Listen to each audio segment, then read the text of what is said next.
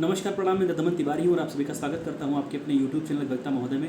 लखनऊ विश्वविद्यालय के LLB 3 years course में जो 6 सेमेस्टर का आपका आखिरी पेपर है, आखिरी रिटर्न का पेपर है आपके इस पूरे LLB कोर्स का और आपके सेमेस्टर का, उसको लेकर के हम बात करने वाले हैं। ढेर सारे अलग अलग ग्रुप्स हैं और उन ग्रुप में अलग अलग आपके ऑप्शनल पेपर हैं।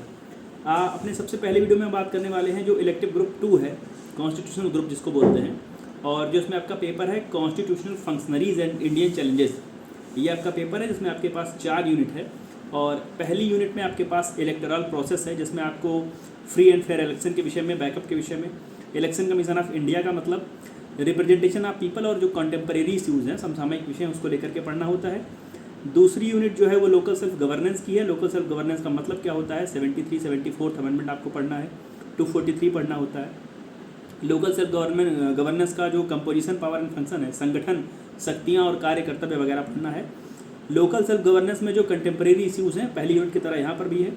तीसरी यूनिट आपकी कॉन्स्टिट्यूशनल गवर्नेंस और करप्शन की है जिसमें आपको CVC के विषय में पढ़ना है। Central vigilance commission, CAG, Bharat के नियंत्रक एवं महालेखा परीक्षक, controller and auditor general of India, Lokayukta के विषय पढ़ना है। जुडिशियल अकाउंटेबिलिटी स्टैंडर्ड्स का विषय जो टॉपिक है, और पब्लिक सर्विस की डिलीवरी और सिटीजन चार्टर को लेकर के टॉपिक है आपका। चौथी यूनिट जो है वो कॉन्स्टिट्यूशनल गवर्नेंस की है। LLB ऑनर्स 10th सेमेस्टर में इस प्रकार का सिलेबस रहा है। कॉन्स्टिट्यूशनल गवर्नेंस के साथ कुछ चैलेंजेस पढ़ने होते हैं जिसमें आपको एब्रोगेशन पढ़ना है, आर्टिकल 370 का, कश्मीर प्रॉब्लम पढ़नी है, ट्रैवल एरियाज़ का एडमिनिस्ट्रेशन कैसे किया जाता है उसको पढ़ना है। Affirmative action of state welfare, जो वेलफेयर स्टेट का कंसेप्ट है उसको पाने के लिए जो अफर्मेटिव एक्शन किए जा रहे हैं वो। नीति आयोग का मतलब, इंटर स्टेट वाटर डिस्प्यूट का मतलब, NDC का मतलब नेशनल डेवलपमेंट काउंसिल, राष्ट्रीय विकास परिषद।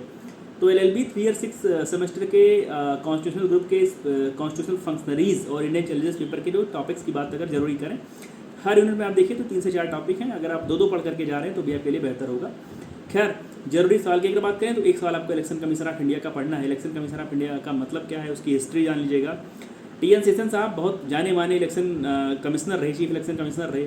थोड़े से उनके सुधार पढ़ लीजिएगा, उन्होंने क्या रिफॉर्म्स की बात करी थी और उसके रिफॉर्म्स को कितना एक्सेप्ट किया गया है, इंप्लीमेंट किया गया है। तो एक सवाल, इलेक्शन कमीशन ऑफ इंडिया का मतलब क्या होता है, इलेक्शन कमीशन ऑफ इंडिया को इसकी वैलिडिटी कहाँ से मिलती है, चुनाव कराने का जो इनका तरीका है, इनका जो पावर है, फंक्शन है, इनका जो कॉन्स्टिट्यूशन है, किस प्रकार से इनका गठन होता है, सारी की सारी चीज़ें देख करके एक सवाल यहाँ से मजबूत पढ़ करके जाइएगा।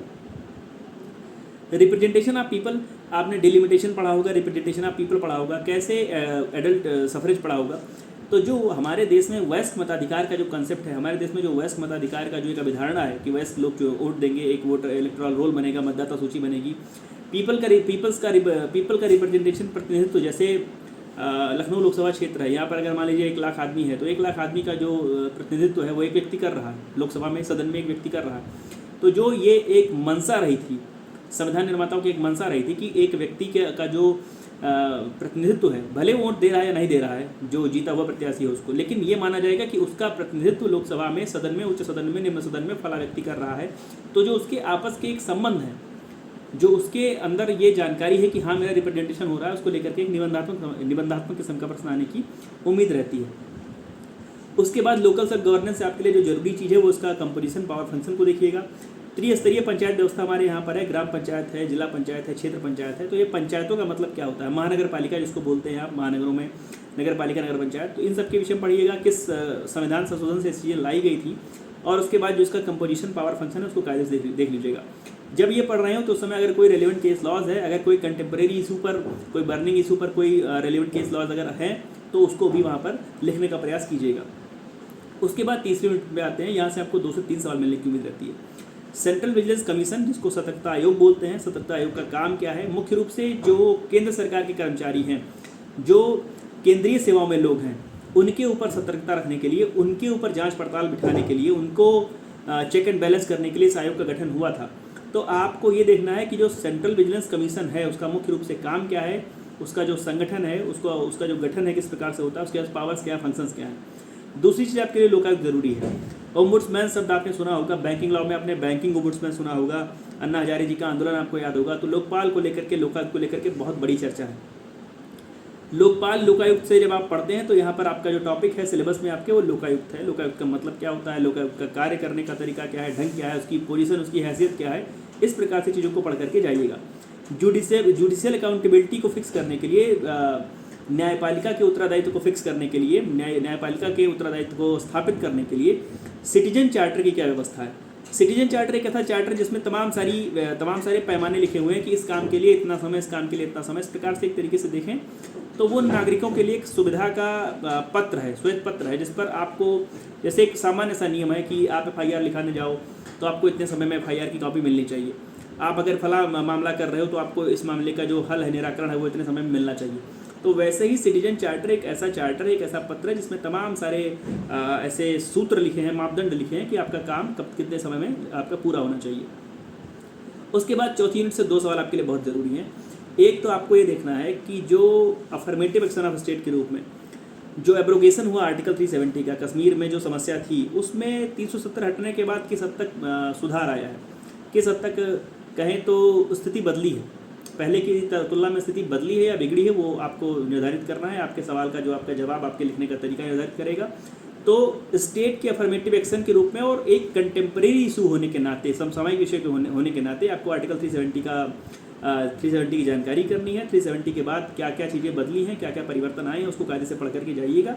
और इसके अलावा जो भी स्टेट के अफर्मेटिव एक्शन हैं, ताकि एक जो कंसेप्ट है वेलफेयर स्टेट बनाने का, उस राज्य को बनाने के लिए जो स्टेट अफर्मेटिव एक्शन ले रही है, जो सकारात्मक प्रयास कर रही है, उसमें से 2-4 के उदाहरण स्वरूप आप जानकारी करिएगा, ताकि आप वहाँ पर लिख सकें कि हाँ, ये सारे काम करके वेलफेयर स्टेट का कंसेप्ट है उसको पाने का प्रयास किया जा रहा है। उसके बाद जो चौथी नीचे लाइन है उसमें आपके लिए नीति आयोग और नेशनल डेवलपमेंट काउंसिल दोनों आपके लिए लगातार पूछा जाता रहा है। प्रयास करिए कि नीति आयोग का काम करने का तरीका योजना आयोग से तुलना करके नीति आयोग का मतलब समझिए, नीति आयोग के काम धाम करने का जो तरीका है, नीति आयोग को क्या शक्ति मिली है, उसके ऊपर दायित्व क्या है और किस प्रकार से नीति आयोग भारत देश के इकोनॉमी को मजबूत करने में, लोगों को समृद्ध करने में, नए अफर्मेटिव प्लान्स लाने में किस प्रकार से सफल हुआ है, किस प्रकार से योजना आयोग की जो थोड़ी बहुत विफलता कह लें या कह लें कि उसको जो हटा करके ये चीज़ लाई गई थी, तो वो जो शिफ्ट हुआ वहाँ से यहाँ तक का, उससे परिवर्तन क्या आया, उसको आप देख करके जाइएगा। उसके बाद राष्ट्रीय विकास परिषद के रूप में NDC को जो एक मान्यता मिली है, कहाँ से मिली है, उसको देख लीजिएगा। NDC का मतलब क्या होता है, उसके पास पावर्स क्या है, उसकी फंक्शन क्या है, उसकी ड्यूटीज़ क्या है, ड्यूटी टुवर्ड्स हुम है, उसको कायदे से देख लीजिएगा। तो मुझे लगता है यहाँ से आपको 5 के करीब सवाल मिल जाएंगे। इसके अतिरिक्त अगर आपने पढ़ा हो तो ईश्वर से मैं प्रार्थना करूँगा कि वो सवाल भी आएँ।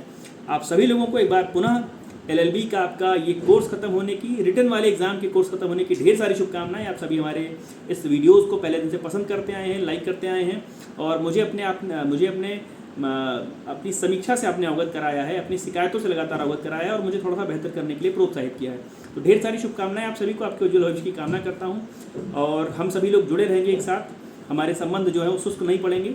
इसी कामना के साथ, इसी प्रार्थना के साथ एक बार प्रणाम करूँगा आप सभी को और धन्यवाद ज्ञापित करता हूँ। धन्यवाद, प्रणाम।